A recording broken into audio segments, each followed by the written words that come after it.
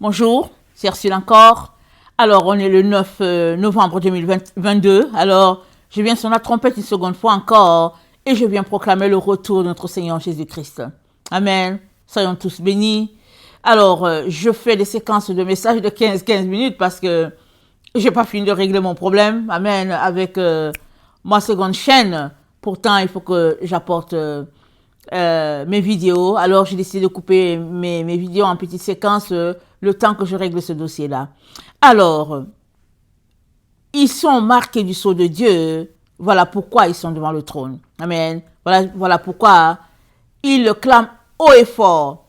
Leur louange à leur Dieu. Amen. Lisons Apocalypse 7. Apocalypse 7. Après cela, je vis 4 anges debout aux 4 coins de la terre. Ils retenaient les 4 vents de la terre, afin qu'il ne soufflât point de vent sur la terre, ni sur la mer, ni sur aucun arbre. Et je vis un autre ange qui montait du côté du soleil levant, et qui tenait le sceau de Dieu vivant. Il cria d'une voix forte aux 4 anges, à qui il avait été donné de faire du mal à la terre et à la mer, et il dit: ne faites point de mal à la terre, ni à la mer, ni aux arbres, jusqu'à ce que nous ayons marqué du sceau le front des serviteurs de notre Dieu. Et j'entendis le nombre de ceux qui avaient été marqués du sceau, 144 000 de toutes les tribus des fils d'Israël. Je vais m'arrêter là. Alors, la situation, elle est quoi? Elle est que il y a 4 anges qui ont reçu l'ordre de détruire la terre, complètement. Mais béni soit le Seigneur. Amen. Il y a un autre ange qui a volé, qui a dit non, pas avant que Dieu ait marqué ses serviteurs de son sceau. Ça veut dire quoi? Il y avait un combat entre 5 anges ici. 4 anges du côté de l'ennemi, un ange du côté de Dieu. Amen. Et finalement, qu'est-ce que Dieu nous dit ces derniers temps? Dieu nous dit qu'il a déjà marqué ses enfants de son sceau. Amen. Ça veut dire que, en tout cas, cette parole-là, elle a avancé dans le temps. Et on est arrivé au temps où les enfants de Dieu ont été marqués.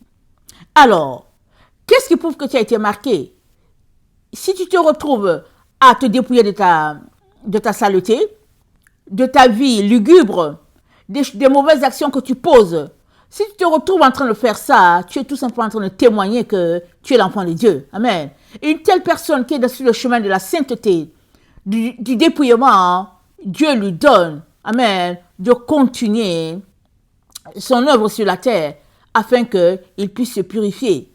Dieu se place là pour défendre une telle personne afin que quand elle se tiendra devant Dieu, elle ne soit pas en vêtements noirs, elle ne soit pas en vêtements gris, mais qu'elle soit en vêtements blancs. Amen. Alors, il y a des gens qui savent qu'ils ont été marqués du sceau de Dieu, Dieu le leur dit. Il y a d'autres qui ne le savent pas, mais c'est pas grave. Mais ce qui prouve que tu es marqué du sceau de Dieu, c'est que tu es en train de faire l'œuvre de Dieu, amen, sans te compromettre, amen. Et à partir de là, tu prouves que tu es l'enfant de ton Père. Amen. Il y a des gens qui arrivent à un niveau de compréhension spirituelle, mais il y a d'autres, ils sont juste en cheminement, et puis c'est correct, ça fait partie de la vie, ok? Mais à partir du moment où tu entends un tel message en disant que Dieu va détruire, qu'est-ce que tu fais? Est-ce que tu, entre guillemets, t'en fous? Ou bien est-ce que tu dis, Seigneur, tu veux détruire, moi je ne veux pas mourir, qu'est-ce que je peux faire? Amen. Et Dieu donc a marqué ses enfants. Et Dieu est Dieu, n'est-ce pas? Il connaît l'avenir. Alors il sait si toi là, tu fais partie des gens qui, avec le temps, tu vas te convertir ou pas. Et il te donne toujours la chance. Comme on dit, notre Dieu c'est un Dieu toujours de seconde chance, de troisième chance, de quatrième. Notre Dieu c'est comme ça qu'il est. Amen. Mais quand il décide qu'il va abattre l'arbre, c'est qu'il a attendu. Il a attendu plusieurs fois. Finalement, il a vu que cet arbre-là, ça ne vaut pas la peine. Il ne fait que répandre la souillure sur la terre. On va l'enlever. Parce que, non, c'est grave de le laisser. Mais tant et aussi longtemps que tu es sur le chemin de la sainteté, Dieu te laisse. Amen. Dieu te laisse, il te marque. Amen. Et dans le temps dans lequel nous sommes, notre Dieu aimerait que tu saches que il y a un bon groupe qui va partir. Les méchants vont partir, ça c'est d'office, ils vont partir. Mais il y a aussi les enfants de Dieu qui vont quitter la terre. Quoique marqués du sceau de Dieu, il y en a qui vont quand même quitter la terre. Mais qu'est-ce que Dieu nous dit? Il dit, ils vont ressusciter. Apocalypse 20, le verset 4. Et la résurrection, elle n'est pas loin. Hein. On est dans le temps où la résurrection va se passer. La résurrection des enfants de Dieu qui sont vivants. C'est-à-dire ceux qui sont morts en Christ, ils vont ressusciter. Ils vont ressusciter et ils vont régner avec Christ pendant 1000 ans. On est dans ce temps-là où, amen, comment on appelle ça? L'agneau va habiter avec le lion dans le même gîte. Il n'y aura pas de problème. On est dans ce temps-là. Ce temps-là où Dieu nous demande de régler certaines choses. Et vous savez que dans le livre d'Ésaïe, je vais peut-être vous laisser les chapitres, c'est dit que les animaux vont vivre avec les humains, vraiment en harmonie, les uns avec les autres. Pourquoi? Parce qu'il n'y a plus personne qui les mange. Amen? Il n'y a plus personne qui les mange. Ça veut dire quoi pour toi? Ça veut dire qu'il faut que tu commences le travail de vivre comme Dieu l'avait voulu dans le jardin d'Éden. Parce que comment se fait-il qu'on mange du poisson? On mange des brebis, des choses comme ça. Comment se fait-il qu'on les mange? On les mange parce que ce sont les anges déchus qui ont appris cela à l'être humain. Mais sinon, à l'origine, Dieu, quand il a créé les cieux et la terre, et qu'il a placé Adam et Ève dans le jardin, il leur a dit qu'ils mangeront. Il leur a donné des arbres avec leurs semences, il leur a donné des fleurs, il leur a donné des fruits, il leur a donné des noix, il leur a donné des racines, il a dit voici votre nourriture. Il ne leur a jamais dit que vous allez manger les animaux là, il ne leur a pas dit de vider les animaux dans le jardin.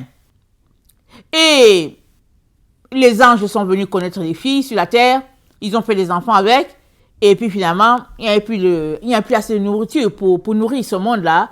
Ils se sont jetés sur les animaux, et après ils se sont jetés sur les humains.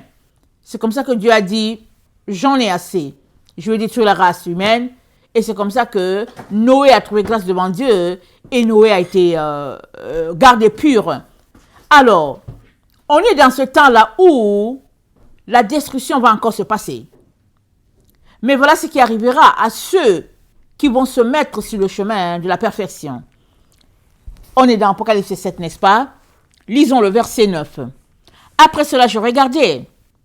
Et voici, il y avait une grande foule que personne ne pouvait compter, de toute nation, de toute tribu, de tout peuple et de toute langue. Ils se tenaient devant le trône et devant l'agneau, revêtus de robes blanches et de palmes dans leurs mains, et ils criaient d'une voix forte.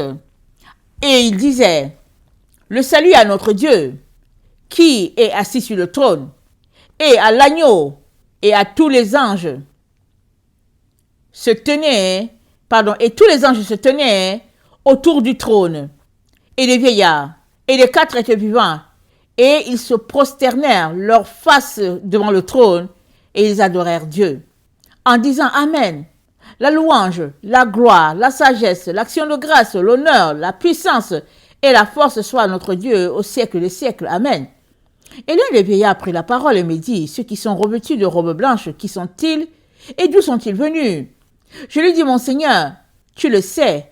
Il me dit, ce sont ceux qui viennent de la grande tribulation.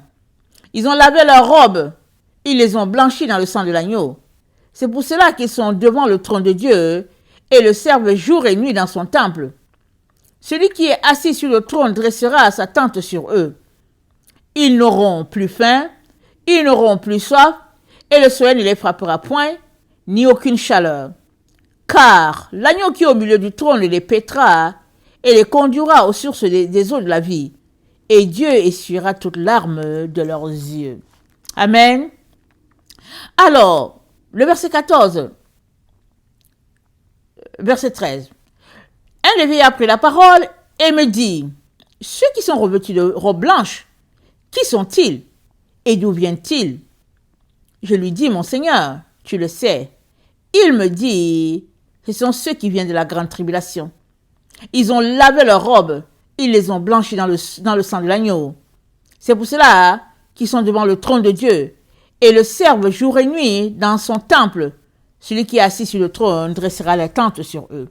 Alors, ça c'est le groupe, amen, de tous ceux-là, dans ce temps dans lequel nous nous trouvons, qui diront, niet, nous on ne prend rien. On ne prend aucun, en tout cas, on ne devient pas des zombies, des êtres bizarres, on refuse. Ça, c'est le groupe. Si vous voulez nous tuer, tuez-nous. Vous faites ce que vous voulez, nous, on ne bouge pas. Ce n'est pas tout le monde sur la terre qui passera par là. Il y a certains sur la terre dont le corps aura été glorifié. Amen. Qui ne connaîtront pas la mort parce que leur corps aura été transformé. Amen. Et il y a d'autres pourtant qui devront passer par cette épreuve-là difficile. Mais cette épreuve-là, ce n'est rien.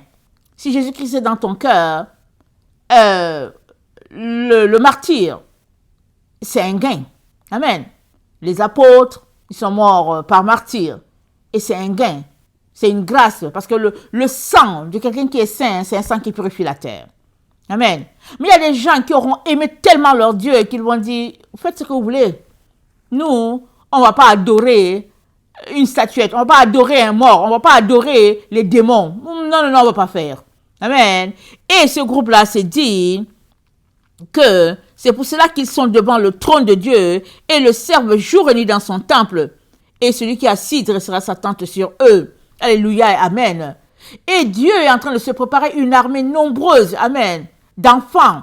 Amen. Voilà pourquoi il te dit, fais partie de ce groupe-là. Fais partie des rachetés. Et il a déjà fait sa part, notre Dieu. Il a donné ce qu'il avait de plus précieux, son fils. Son fils est mort sur la croix. Maman, comme un ignoble, comme une personne méprisable. Il est mort de la façon la plus ignoble. Mais il n'a point ouvert la bouche. Il est mort pour que si tu crois en son nom, tu puisses être sauvé. Alors, moi, je viens t'encourager à donner ta vie à Jésus-Christ maintenant même. Et invite le Dieu du Seigneur Jésus-Christ, viens dans ma vie, change ma vie. Et aide-moi, Seigneur, à laisser les choses que tu n'aimes pas. Parce que je n'aimerais pas périr dans ce monde et être détruit à tout jamais, comme si je n'ai pas existé. Amen. Le Seigneur veut te sauver. Il veut sauver ta descendance. Il veut sauver toute ta famille. C'est ça qu'il veut. Mais, à toi le dernier mot. Parce qu'il t'a donné le libre arbitre. Il t'a donné de choisir. Notre Seigneur n'a pas fait de nous des robots. Il ne nous force pas. Amen. Mais il veut que tu choisisses. Et si tu choisissais Jésus, les anges seront là pour te protéger. Amen. Ils te garderont. Et le Seigneur veillera que ton nom ne soit point effacé du livre de vie.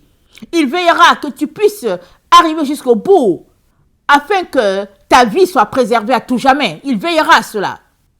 Par contre, si mourir martyr, ça fait partie de la croix que tu dois porter, n'hésite pas de la porter. Amen. Ne sois pas apeuré par ces choses-là, parce que ces choses n'ont aucun effet pour l'enfant de Dieu.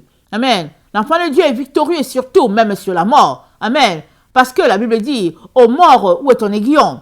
Amen. L'aiguillon de la mort n'a plus d'effet, parce que Jésus-Christ a vaincu la mort une bonne fois pour toutes. Amen.